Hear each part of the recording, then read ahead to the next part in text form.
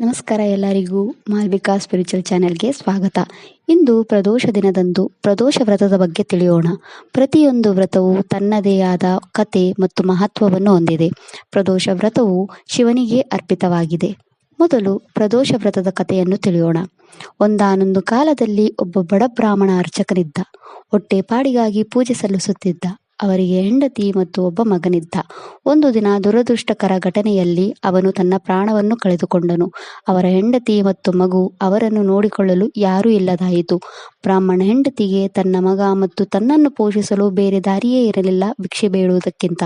ಒಮ್ಮೆ ಭಿಕ್ಷೆ ಸಂಗ್ರಹಿಸಿ ಮನೆಗೆ ಹಿಂತಿರುಗುತ್ತಿದ್ದಾಗ ಅವಳು ಸುಂದರ ಹುಡುಗ ರಸ್ತೆ ಬೀದಿಯಲ್ಲಿ ನೋಡಿದಳು. ಬ್ರಾಹ್ಮಣ ಹೆಂಡತಿ ತುಂಬಾ ಕರುಣಾಮಯಿಯಾಗಿದ್ದಳು. ಅವಳು ಅವನ ಮೇಲೆ ಕರುಣೆ ತೋರಿದಳು ಮತ್ತು ಅವನನ್ನು ತನ್ನ ಮನೆಗೆ ಕರೆತಂದಳು. ಅವಳು ಅವನ ಗಾಯಾಳುಗಳನ್ನು ನೋಡಿಕೊಂಡಳು ಮತ್ತು ಆಹಾರವನ್ನು ಕೊಟ್ಟಳು. ಹುಡುಗ ಮಹಿಳೆ ಮತ್ತು ಅವಳ ಮಗನೊಂದಿಗೆ ತನ್ನ ಚಿಕ್ಕ ಮನೆಯಲ್ಲೇ ವಾಸಿಸಲು ಪ್ರಾರಂಭಿಸಿದನು. ಅವಳ ಮನೆಯಲ್ಲಿ ಅವಳು ಪ್ರದೋಷ ವ್ರತ ಮಾಡುವುದನ್ನು ಹುಡುಗ ನೋಡಿದನು. ಆಕೆಯನ್ನು ವಿಚಾರಿಸಿ ಈ ವ್ರತದ ಪ್ರಾಮುಖ್ಯತೆ ಬಗ್ಗೆ ತಿಳಿದುಕೊಂಡನು. ಆದ್ದರಿಂದ ಅವನು ಪ್ರದೋಷ ವ್ರತವನ್ನು ಮಾಡಲು ಪ್ರಾರಂಭಿಸಿದನು. ಆ ಹುಡುಗ ವಿದರ್ಭದ ರಾಜಕುಮಾರ ಧರ್ಮಗುಪ್ತ ಆಗಿದ್ದ. ಶತ್ರುಗಳ ದಾಳಿಯಿಂದಾಗಿ ಸಾಮ್ರಾಜ್ಯ ಕಳೆದುಕೊಂಡಿದ್ದನು. ಅವನ ಶತ್ರುಗಳು ಅವನ ತಂದೆಯನ್ನು ಬಂಧಿಸಿದರು. ರಾಜಕುಮಾರ ಹೇಗೋ ದಾಳಿಯಿಂದ ತಪ್ಪಿಸಿಕೊಂಡು ಬಂದಿದ್ದ ಮತ್ತು ಅಲ್ಲಿ ಇಲ್ಲಿ ಗುರಿಯಿಲ್ಲದೆ ಅಲೆದಾಡುತ್ತಿದ್ದನು. ಕೆಲವು ದಿನಗಳ ನಂತರ ಬ್ರಾಹ್ಮಣನ ಹೆಂಡತಿಯ ಆರೈಕೆಯಿಂದಾಗಿ ರಾಜಕುಮಾರರು ಚೇತರಿಸಿಕೊಂಡನು ಮತ್ತು ಆರೋಗ್ಯವಂತನಾದನು. ಒಮ್ಮೆ ಅವನು ಕಾಡಿನಲ್ಲಿ ಅಲೆದಾಡುತ್ತಿದ್ದಾಗ ಒಂದು ಸುಂದರ ಅಂಶುಮತಿ ಎಂಬ ಗಂಧರ್ವ ರಾಜಕುಮಾರಿ ಅವನನ್ನು ನೋಡಿ ಅವನನ್ನು ಪ್ರೀತಿಸುತ್ತಾಳೆ. ಅವಳು ಅವನ ಬಗ್ಗೆ ತನ್ನ ಪೋಷಕರಿಗೆ ಹೇಳಿದಳು. ಶಿವನು ಅವರ ಕನಸಿನಲ್ಲಿ ಕಾಣಿಸಿಕೊಂಡು ಅಂಶುಮತಿಯನ್ನು ಧರ್ಮಗುಪ್ತನಿಗೆ ಮದುವೆಯಾಗಲು ಹೇಳಿದನು. ಅವರು ಧರ್ಮಗುಪ್ತನೊಂದಿಗೆ ಅಂಶುಮತಿಯನ್ನು ವಿವಾಹ ಮಾಡಿಸಿದರು. ಅದರ ನಂತರ ಧರ್ಮಗುಪ್ತನು ಗಂಧರ್ವನ ಸೈನ್ಯದ ಸಹಾಯದಿಂದ ಅವನ ಶತ್ರುಗಳನ್ನು ಸೋಲಿಸಿದನು ಮತ್ತು ಅವನ ತಂದೆಯನ್ನು ಸೆರೆಮನೆಯಿಂದ ಬಿಡುಗಡೆ ಮಾಡಿದನು. ನಂತರ ಅವನು ತನಗೆ ಸಹಾಯ ಮಾಡಿದ ಬಡಬ್ರಾಹ್ಮಣದ ಹೆಂಡತಿಯನ್ನು ಅರಮನೆಗೆ ಕರೆತಂದನು ಮತ್ತು ಅವಳನ್ನು ಅಲ್ಲಿಯೇ ಉಳಿಯುವಂತೆ ಮಾಡಿದನು. ನಂತರ ಅವನು ಅವಳ ಮಗನನ್ನು ತನ್ನ ರಾಜ್ಯಕ್ಕೆ ಪ್ರಧಾನಮಂತ್ರಿಯನ್ನಾಗಿ ಮಾಡಿದನು. ಹೀಗೆ ಪ್ರದೋಷ ವ್ರತವನ್ನು ಮಾಡಲು ಪ್ರಾರಂಭಿಸಿದ ನಂತರ ರಾಜಕುಮಾರನ ಭವಿಷ್ಯವು ಬದಲಾಯಿತು.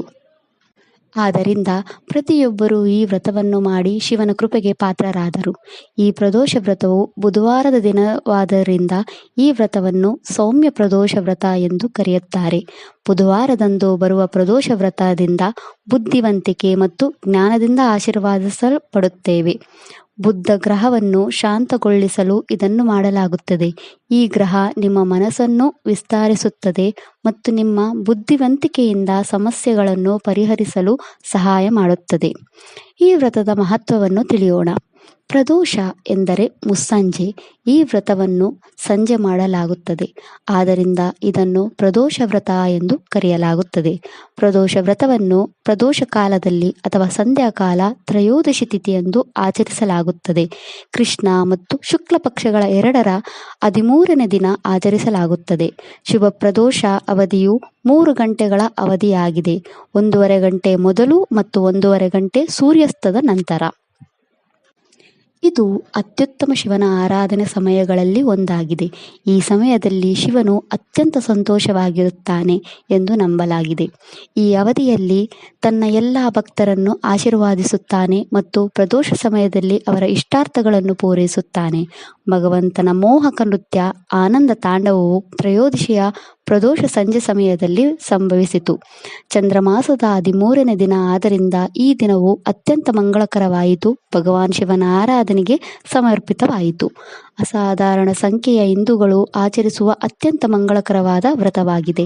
ಈ ಪ್ರದೋಷ ದಿನವನ್ನು ರಾಷ್ಟ್ರಾದ್ಯಂತ ಎಲ್ಲ ಶಿವ ದೇವಾಲಯಗಳಲ್ಲಿ ಭವ್ಯ ಸಮಾರಂಭ ಪೂಜೆಯಾಗಿ ಆಚರಿಸಲಾಗುತ್ತದೆ. ಈ ದಿನ ಬೆಳಿಗ್ಗೆಯಿಂದ ಉಪವಾಸ ಮಾಡಿ ಮತ್ತು ಹತ್ತಿರ ಶಿವ ದೇವಾಲಯಕ್ಕೆ ಭೇಟಿ ನೀಡಿ ಸಂಜೆ ನಂತರ ಮುಖ್ಯ ದೇವತಾ ಮತ್ತು ನಂದಿಕೇಶ್ವರನಿಗೆ ಪವಿತ್ರ ಅಭಿಷೇಕ ಮತ್ತು ಪೂಜೆಯನ್ನು ವೀಕ್ಷಿಸಲು ಅವರು ತಮ್ಮ ಉಪವಾಸವನ್ನು ಮುಕ್ತಾಯಗೊಳಿಸುತ್ತಾರೆ. ಈ ಪ್ರದೋಷ ವ್ರತವು ಉತ್ತಮ ತಪಸ್ಸು ಆಗಿದೆ. ಆರೋಗ್ಯ, ನೆಮ್ಮದಿ ಮತ್ತು ಮೋಕ್ಷವನ್ನು ಪಡೆಯುವ ಉದ್ದೇಶಕ್ಕಾಗಿ. ಶಿವಪುರಾಣದ ಪ್ರಕಾರ ಈ ದಿನದಂದು ಭಗವಾನ್ ಶಿವ ಮತ್ತು ಅವರ ಪತ್ನಿ ದೇವಿ ಪಾರ್ವತಿ ಅವರ ಎಲ್ಲ ಭಕ್ತರ ಇಷ್ಟಾರ್ಥಗಳನ್ನು ಪೂರೈಸುತ್ತಾರೆ. ಸ್ಕಾಂದ ಪುರಾಣದ ಪ್ರಕಾರ ಪ್ರದೋಷ ಸಮಯದಲ್ಲಿ ಶಿವನ ದೇವಸ್ಥಾನಕ್ಕೆ ಹೋಗಿ ಒಂದೇ ಒಂದು ದೀಪವನ್ನು ಹಚ್ಚಿದರೆ ಸಾಕು, ಶಿವನು ಪ್ರಸನ್ನನಾಗುತ್ತಾನೆ. ಈ ದಿನದಂದು ಶ್ರದ್ಧೆ ಮತ್ತು ಭಕ್ತಿಯಿಂದ ಉಪವಾಸವನ್ನು ಆಚರಿಸುವವರಿಗೆ ಉತ್ತಮ ಆರೋಗ್ಯ, ಸಂಪತ್ತು ಮತ್ತು ಶಿವನ ಆಶೀರ್ವಾದ ಸಿಗುತ್ತದೆ. ಶಿವನ ದೇವಸ್ಥಾನದಲ್ಲಿ ಶಿವನ ಮಹಾಮೃತ್ಯುಂಜಯ ಮಂತ್ರ ಜಪ ಮಾಡುವುದರಿಂದ ಎಲ್ಲ ಆಸೆಗಳು ಪೂರ್ಣಗೊಳ್ಳುತ್ತವೆ. ಈ ಸಮಯದಲ್ಲಿ ಶಿವನಿಗೆ ಸಂಬಂಧಿಸಿದ ಗ್ರಂಥಗಳನ್ನು ಓದುವುದು, ಶಿವ ಚಾಲೀಸ, ಶಿವ ಅಷ್ಟೋತ್ತರ ಮತ್ತು ಶಿವನಿಗೆ ಸಂಬಂಧಿಸಿದ ಯಾವುದೇ ಮಂತ್ರವನ್ನು ಓದುವ ಮೂಲಕ ಎಣಿಸಲಾಗದ ಪ್ರಯೋಜನಗಳು ಪಡೆಯುತ್ತೇವೆ. ಪ್ರದೋಷ ಸಂಜೆಯಂದು ಶಿವ ಮತ್ತು ಅವನ ಗಣಗಳು ಅವನ ಭಕ್ತರನ್ನು ನೋಡಲು ಭೂಮಿಗೆ ಬರುತ್ತಾರೆ ಎಂದು ನಂಬಲಾಗಿದೆ. ವ್ರತಕಥೆಯನ್ನು ಓದದೆ ಮಾಡುವ ಪೂಜೆಯು ಅಪೂರ್ಣವಾಗಿ ಉಳಿಯುತ್ತದೆ. ಆದ್ದರಿಂದ ಕಥಾ ಮಹತ್ವವು ಶ್ರೇಷ್ಠವಾಗಿದೆ. ವ್ರತವನ್ನು ಮಾಡಲಾಗದವರು ವ್ರತದ ಕಥೆಯನ್ನು ಶಿವನ ಆಶೀರ್ವಾದ ಪಡೆಯಲು ಕೇಳಬೇಕು. ಇದೆಲ್ಲವೂ ಪ್ರದೋಷ ವ್ರತದ ಬಗ್ಗೆ. ಒಂದು ವಿಷಯ, ನಮ್ಮ ಪ್ರಾಚೀನ ಋಷಿಗಳು ಮತ್ತು ದೇವರುಗಳು ಸಾಧ್ಯವಿರುವ ಎಲ್ಲ ರೀತಿಯಲ್ಲಿ ದೇವರ ಬಗ್ಗೆ ನಮಗೆ ನೆನಪಿಸಲು ಈ ವ್ರತಗಳನ್ನು ಮಾಡಿದ್ದಾರೆ. ನಮ್ಮ ಜೀವನದಲ್ಲಿ ದೇವರನ್ನು ಸ್ಮರಿಸಲು ಇದೂ ಒಂದು ಕಾರಣವಾಗಿದೆ. ವಿಡಿಯೋ ಇಷ್ಟ ಆದರೆ ಲೈಕ್ ಮಾಡಿ, ಫ್ಯಾಮಿಲಿ ಮೆಂಬರ್ಸ್ಗೆ ಶೇರ್ ಮಾಡಿ, ಚಾನೆಲ್ನ ಸಬ್ಸ್ಕ್ರೈಬ್ ಮಾಡಿ.